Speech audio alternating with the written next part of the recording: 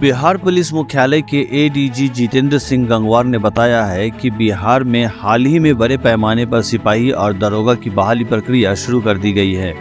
उनके मुताबिक सरकार द्वारा तकरीबन 21,000 से अधिक सिपाही और 1288 दरोगा की बहाली की जाएगी। इसके तहत जो भी प्रक्रिया है उसे हरी झंडी दे दी गई है। उन्होंने कहा कि सरकार का मकसद राज्य में पर्याप्त पुलिस वालों की संख्या मुहैया करानी है। इसके तहत इन दोनों पदों की बहाली की मंजूरी दे दी गई है। इसके अलावा उन्होंने मुस्कान योजना के बारे में विस्तार से बताया और बीते दिनों पुलिस के द्वारा अपराध के खिलाफ चलाए गए अभियान की विस्तृत जानकारी देते हुए अभी तक जितने भी अपराधियों की गिरफ्तारी हुई है और अपराध पर रोक लगाने के लिए सरकार की क्या योजना है, इसके बारे में भी विस्तार से बताया। मुख्यालय की प्रेस वार्ता में आप सभी का स्वागत है। आज कुछ महत्वपूर्ण विषय हैं जिनको आपके सामने रखेंगे। सबसे पहले आपको जानकारी ये दे दें कि लगातार बिहार पुलिस को सुदृढ़ करने के लिए और जनसंख्या के अनुपात में पुलिस बलों की पूर्ति करने के लिए हम लोग लगातार कार्रवाई कर रहे हैं। जैसा कि आप लोगों को जानकारी है, 6 जून 2023 को अंतिम रूप से सिपाही के काफी अधिक संख्या में कुल 21,391 पदों पर अधियाचना भेजी गई थी, जिसके क्रम में सिपाही चयन परिषद के द्वारा विज्ञापन संख्या 1/2023 भी निर्गत कर दिया गया है और जिसमें अब नियुक्ति की कार्रवाई की तिथि अक्टूबर में निर्धारित है। इसके तहत उसकी प्रक्रिया शुरू होगी। उसी क्रम में अब दरोगा के पदों पर भी बहुत बड़ी संख्या में नियुक्ति होने वाली है, जिसमें कि कुल 1288 पदों पर सीधी नियुक्ति के लिए गृह विभाग के द्वारा 13/9/23 को, अभी 13 सितंबर को रोस्टर क्लियरेंस कर दिया गया है। इस रोस्टर क्लियरेंस के आधार पर कुल पद 1288 हैं, जिसमें से 455 महिलाएं भी शामिल होंगी और इन पदों में से 13 पद, 1288 में से 13 पद खेलकूद कोटा के अंतर्गत नियुक्त होंगे। इस प्रकार से शेष 1275 पदों पर नियुक्ति की अधियाचना बिहार पुलिस अवर सेवा आयोग को दे दी गई है और अब सब इंस्पेक्टर की बहाली के लिए प्रतिभागी जो हैं, उम्मीदवार हैं, अपनी तैयारी शुरू करें। सिपाही पदों के 21,391 पदों पर जिन्होंने फॉर्म भरा है वो निश्चित रूप से अपनी तैयारी करें। ये सूचना मैं आपको देना चाह रहा था और ये सब बहाली बहुत जल्दी हम लोग पारदर्शी तरीके से पूरा करते हुए रिजल्ट देंगे, जिसके बाद इनकी जो है ट्रेनिंग सही तरीके से हो करके ये सक्रिय पुलिसिंग में अपना योगदान दें। ट्रेनिंग के लिए जो नए आपको पिछले प्रेस कॉन्फ्रेंस में बताया गया था कि 22 अतिरिक्त प्रशिक्षण केंद्र की स्वीकृति सरकार ने दे दी है। 4 प्रशिक्षण केंद्र पहले से थे, कुल 26 प्रशिक्षण केंद्रों की स्वीकृति दे दी है, जिनके निर्माण करने के लिए हम लोगों ने विस्तृत प्रपोजल जो करीब 1500 करोड़ से ऊपर का है, 1700 करोड़ का प्रपोजल है, वो सरकार को भेजा हुआ है, जिससे अतिरिक्त प्रशिक्षण केंद्र भी चालू हो जाए। तो हर प्रकार से अधिक सक्षम गुणवत्तापूर्ण प्रशिक्षण प्राप्त पुलिस कर्मियों को पुलिस बल में हम लोग शामिल करने की तैयारी कर रहे हैं। पिछले कुछ दिनों में हम लोगों ने लगातार अपराध कर्मियों के विरुद्ध अभियान चला रखा है और किस तरह से हम लोग नक्सलियों को कुख्यात अपराध कर्मियों की गिरफ्तारी करते हैं और उसकी एक संक्षिप्त ब्यौरा आपको दे रहे हैं। 6 सूचनाएं हमारे पास में हैं। भागलपुर जिला के पीरपैंती के टॉप 10 कुख्यात अपराध कर्मी लूट कांड के वांछित पंकज यादव को गिरफ्तार किया गया, जो लगभग 10 सालों से गिरफ्तारी से बचते चले आ रहे थे। इनके विरुद्ध 14 कांड दर्ज थे। भागलपुर की टीम के द्वारा 16 सितंबर को कुख्यात टॉप 10 अपराध कर्मी वांछित मोहम्मद हीरू को खगड़िया पुलिस के सहयोग से खगड़िया थाना क्षेत्र से गिरफ्तार किया गया। खगड़िया के अलौली थाना क्षेत्र से गिरफ्तार किया गया। इनके पास से कारतूस, देशी हथियार वगैरह बरामद है। इनके विरुद्ध 17 कांड दर्ज है। कैमूर जिले के टॉप 10 कुख्यात वांछित अपराध कर्मी एवं त्रिचिरापल्ली गैंग के सरगना कुमार सेन को त्रिचुरापल्ली जाकर के बिहार पुलिस के द्वारा 16 सितंबर को गिरफ्तार किया। यह 2016 में कैमूर जिले के मोहनिया स्थित बैंक ऑफ इंडिया में 47 लाख रुपए की डकैती हुई। और उस डकैती में इस त्रिचुरापल्ली गिरोह का नाम आया था। इसके पहले भी कई अपराध कर्मियों की गिरफ्तारी बिहार पुलिस ने जाके की है। अब ये एक शेष अपराध कर्मी था जिसकी गिरफ्तारी हम लोगों ने त्रिचुरापल्ली जाकर के 16 सितंबर को। उसके अलावा टॉप 10 कुख्यात वांछित अपराध कर्मी भोजपुर के तियर थाना क्षेत्र में गिरफ्तार किए गए। इनकी गिरफ्तारी हमने उड़ीसा से जाकर की। इनका नाम है अपराध कर्मी का विनोद यादव। इनके विरुद्ध में 4 कांड दर्ज हैं। 17 सितंबर को उड़ीसा राज्य से जाकर के गिरफ्तारी की। ये आंकड़ा दिखाता है कि अपराध कर्मियों को कहीं भी छुपने की जगह बिहार पुलिस नहीं दे रही है। वो राज्य के अंदर हो, गिरफ्तारी हो जा रही है। अपराध बनाने की योजना कर रहे हो, हम लोग गिरफ्तारी कर रहे हैं। और राज्य के बाहर भी उनको ट्रैक करके इंटेलिजेंस बेस्ड ऑपरेशन करके उनको गिरफ्तार कर रहे हैं। अगस्त महीने में पिछले 5-6 दिनों में 2 महत्वपूर्ण गिरफ्तारी उड़ीसा और त्रिचुरापल्ली से हुई। इसके अलावा 2 नक्सलियों की भी गिरफ्तारी और एक हुई है, जिसमें 15 सितंबर को गुप्त सूचना के आधार पर जमुई जिला के वांछित नक्सली किशोर सोरेन उर्फ किशोर माझी को गिरफ्तार किया गया।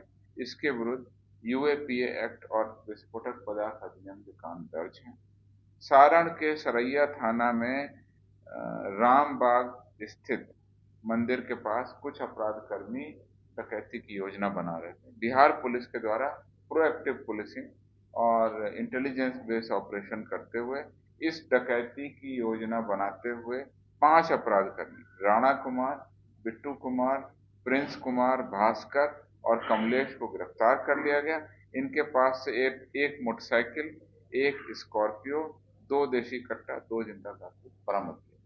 तो ये संक्षेप में वो 6 घटनाएं थी जिसकी हाल में ही बिहार पुलिस के द्वारा उपलब्धि की गई है और किस तरह से हम लोग अपराध कर्मियों की गिरफ्तारी करके बिहार के नागरिकों को अपराध मुक्त और बेहतर विधि व्यवस्था दे रहे हैं, इसके बारे में आपको संक्षिप्त जानकारी दी। बता देता हूँ। वैशाली में शराब विनिष्टीकरण की तिथि निर्धारित थी। उस तिथि पर कई थाना क्षेत्रों से शराब को ले जाकर के विनिष्टीकरण करना। उसी क्रम में एक थाना क्षेत्र से इस तरह की शिकायत मिली और वो मद्य निषेध इकाई को मिली कि वहां पर कुछ पिकअप वैन लगा करके अवैध कारोबार किया जा रहा है। जब तहकीकात की गई तो पता चला कि गलत तरीके से वो शराब को निकाला गया था मालखाना से। उस क्रम में पूरी की पूरी टीम को एसपी के द्वारा कार्रवाई की गई है। सबको निलंबित कर दिया गया है, कांड दर्ज कर दिया गया है, सबको जेल भी भेज दिया गया, जिसमें वहां के थानाध्यक्ष भी शामिल हैं, वहां के मालखाना प्रभारी और जो भी वहां पर पुलिसकर्मी तैनात थे, सभी के विरुद्ध ठोस कार्रवाई की गई है। गंभीर हम लोग इस पर आगे की कार्रवाई जो भी है वो करेंगे। उसकी एक प्रक्रिया पूर्ण करने के बाद गंभीर से गंभीर कार्रवाई जो संभव हम लोग करेंगे। कहाँ ले जाने वाले? वो अभी ऑपरेशन हमारा चल रहा है। वो पूरे बिहार में कोई डायरेक्शन जाएगा उस घटना को लेकर, क्योंकि अब तो साक्ष्य आ गया। मद्य निषेध इकाई जो हमारी है और जो मद्य निषेध विभाग है वह विनिष्टीकरण के संबंध में एक प्रक्रिया जारी करता है। अगर उस प्रक्रिया में कोई त्रुटि है या उस प्रक्रिया का पालन क्यों नहीं हुआ या उस प्रक्रिया का पालन करने की जिम्मेवारी जिन पदाधिकारियों पर थी उन्होंने कहीं कोई अगर पालन नहीं किया तो उसकी भी जांच करेंगे। पुलिस अधीक्षक और मद्य निषेध इकाई जो हमारी है वो भी इसकी जांच करेगी। अगर प्रक्रिया में कोई कमी है प्रक्रिया ठीक की जाएगी। अगर प्रक्रिया ठीक थी, पदाधिकारियों ने पालन नहीं किया तो मौके पर तो 4 लोग गिरफ्तार हो गए, जेल चले गए, सस्पेंड हो गए। बाकी लोगों को भी हम लोग इसमें देखेंगे, उसके विरुद्ध भी ठोस कार्रवाई की जाएगी। प्रेस कॉन्फ्रेंस में किसी इस तरह के प्रतिरक्षा साक्ष्य या किसी ने क्या कहा उस पर कोई बात करना उचित नहीं है, न ही मेरे पास में जानकारी है। पटना पुलिस इसमें काम कर रही है। पटना पुलिस ने अपराध कर्मियों को गिरफ्तारी की है, उनको जेल भेजा है, साक्ष्य हैं, उनके आधार पर क्या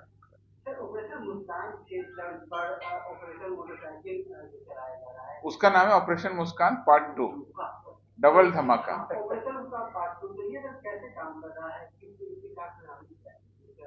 हम आपको ये नहीं बता सकते हैं कि कैसे हम काम कर रहे हैं। हम आपको ये बता सकते हैं कि 2200 से ज्यादा मोटरसाइकिल हमने रिकवरी की है। बहुत सारी हमारे तरीके हैं।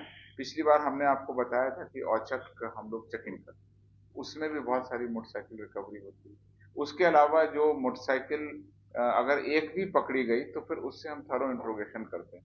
पिछली बार हमने आपको बताया था कि किस तरह से दानापुर थाना क्षेत्र में हमने एक के बाद एक लगातार मोटरसाइकिल एक रिकवरी की, उसके बाद हमने 8 मोटरसाइकिल लगातार रिकवरी की और उसमें पता चला कि ये शहरी क्षेत्रों से मोटरसाइकिल चुराकर ग्रामीण क्षेत्रों में ले जाने की कोशिश करते हैं। तो उस आधार पर हमने ग्रामीण क्षेत्रों में भी छापामारी की और पूरे गैंग का उद्भेदन किया।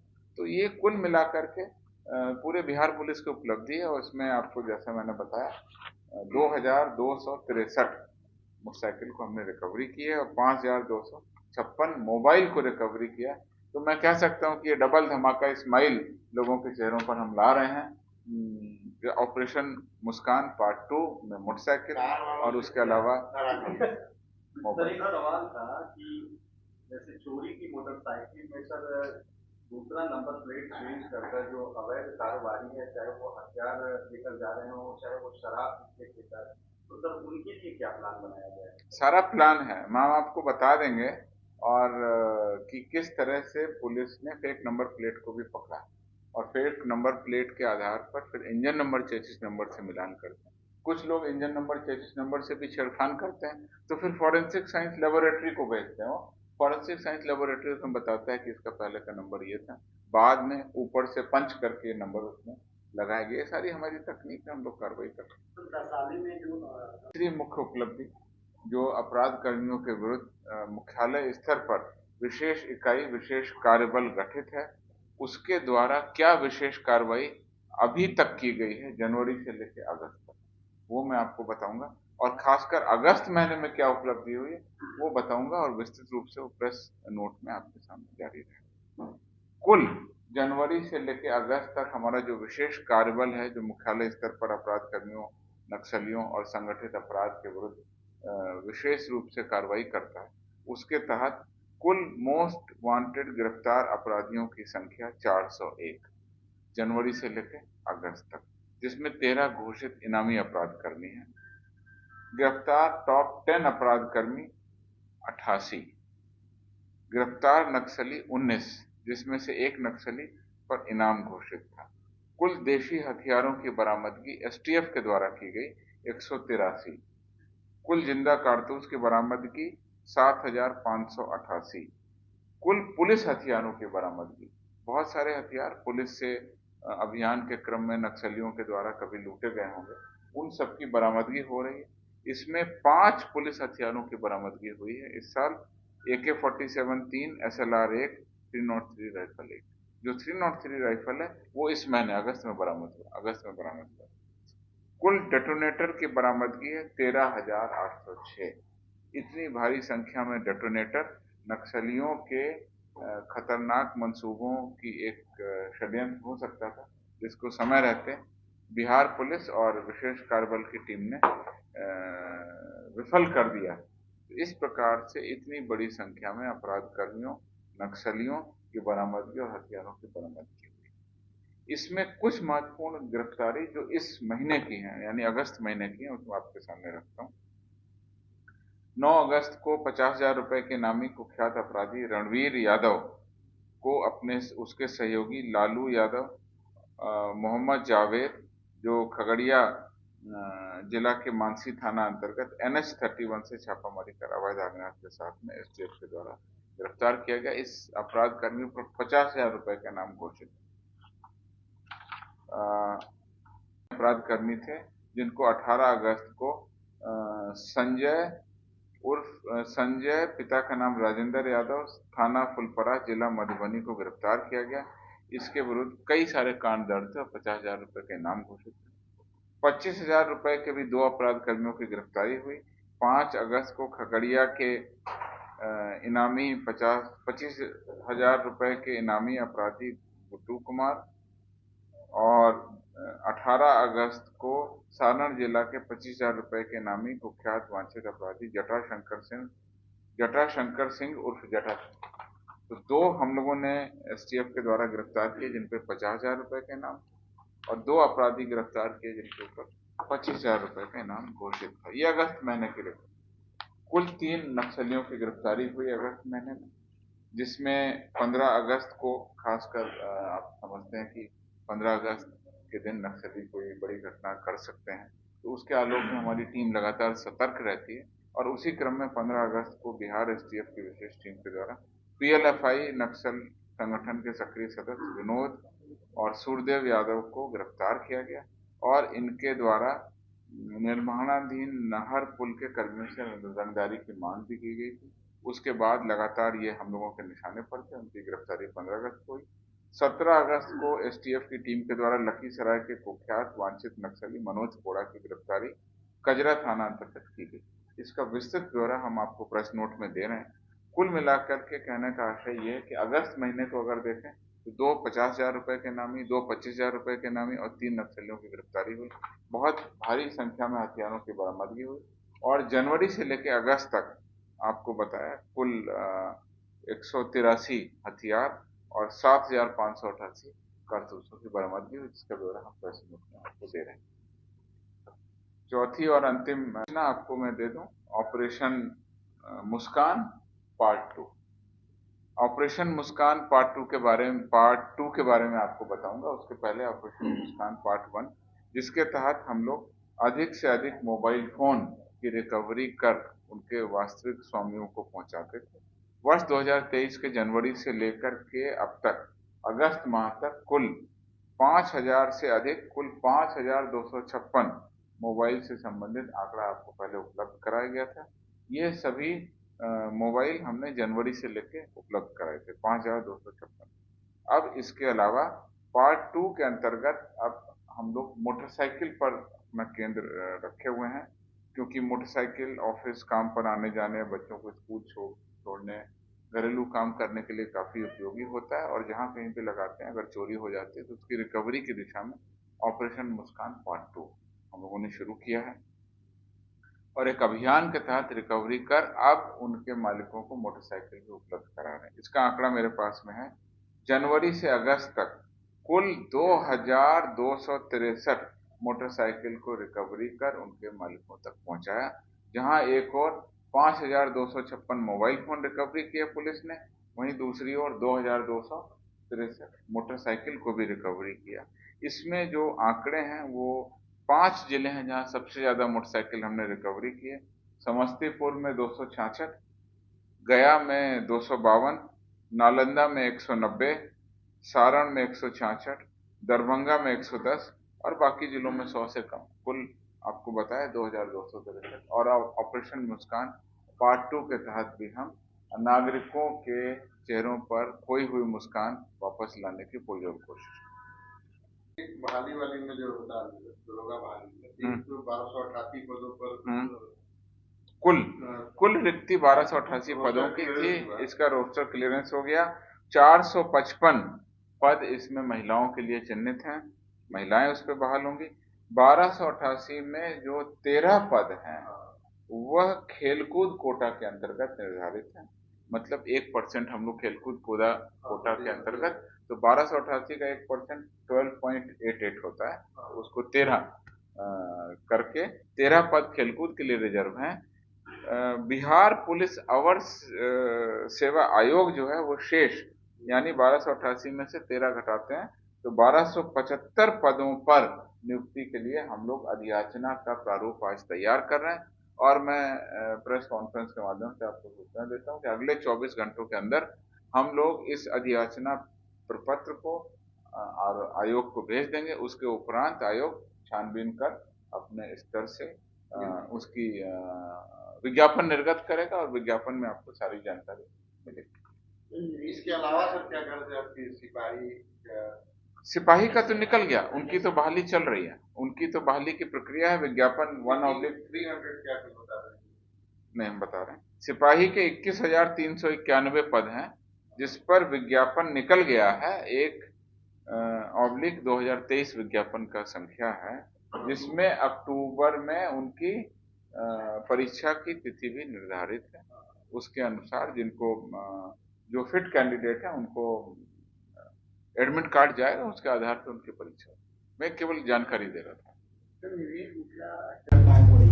जो इंस्पेक्टर हैं उन पर भी कई आरोप, अनियमितता और कई तरह के आरोप हैं। जब वो सदर में थे तो वहाँ भी आरोप लग रहे थे, फिर उन्हें टाउन में ले आया गया है और यहाँ भी आपराधिक घटनाएं लगातार हो रही है। स्थानीय लोग उनके खिलाफ धरना प्रदर्शन भी किए, फिर भी वो बने हुए हैं। कई अनियमितता, उनकी अनियमितता की की जांच क्यों नहीं कराई जा रही है? देखिए, कोई एक पर्टिकुलर इंस्पेक्टर, कोई पर्टिकुलर जिले की आपने बात की, मेरे पास वो आंकड़ा नहीं, मैं संक्षेप में आपको बता देना चाहता हूँ। पदाधिकारियों, कर्मियों को उनके सेवा विलेय, उनकी अर्हता और जो फिट हैं उनको हम लोगों ने कार्यकारी प्रमोशन भी दिया। लेकिन दूसरी ओर अगर जो दोषी पाए जाएंगे, संलिप्त पाए जाएंगे, अपराध कर्मियों से किसी भी तरह की साठगांठ होगी, न केवल उनके विरुद्ध विभागीय कार्रवाई होगी, वो डिसमिस तक किए जा सकते हैं। हम लोग बहुत इस पर गंभीर रुख अपनाए हुए हैं। अगर किसी कानून का वायलेशन करेंगे तो उनके विरुद्ध में कांड दर्ज होगा। 24 घंटे के अंदर सभी कार्रवाई आपको वैशाली में देखने को मिली, उसी थाना में जहां पर वो थानेदार थे, उसी थाना में कांड दर्ज होना, जेल भेजना। हम लोग बहुत सख्त कार्रवाई करते हैं और जहां एक तरफ प्रमोशन हो रहा है वहीं दूसरी तरफ हमने कईयों को डिमोशन भी किया और आगे भी डिमोशन करेंगे। इसलिए जो सही काम करते हैं उनको, उनके लिए प्रमोशन, और जो गलत काम करते हैं